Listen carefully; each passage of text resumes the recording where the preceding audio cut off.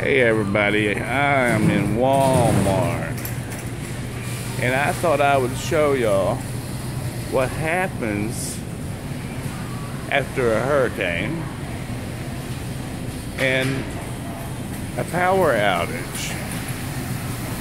So, if you don't have food storage of one kind or another in your house, and you have a hurricane or a tornado or the world goes crazy, if you see all these empty shelves, this is what you get. Well, let's see, okay, empty shelves.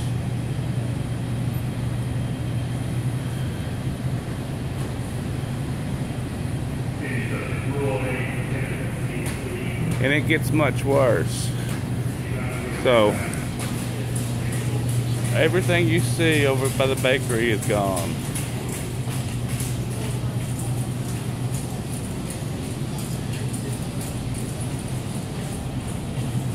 There is no frozen goods.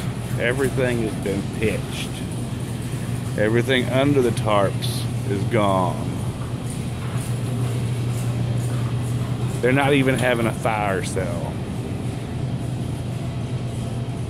It's a tax write-off. No power.